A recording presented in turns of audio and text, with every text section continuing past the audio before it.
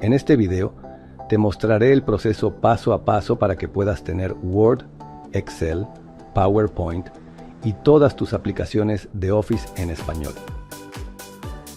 Primero vamos a abrir Word para confirmar que, efectivamente, está configurado en inglés. Para cambiar el idioma, vamos a pulsar Options y luego Language.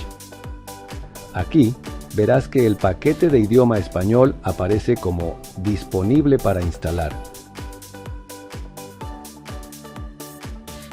Hacemos clic en Instalar para que Office comience a descargar e instalar el paquete de idioma español.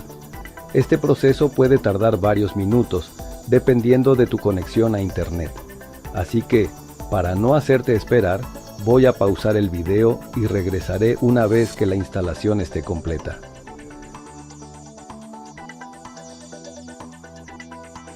¡Listo!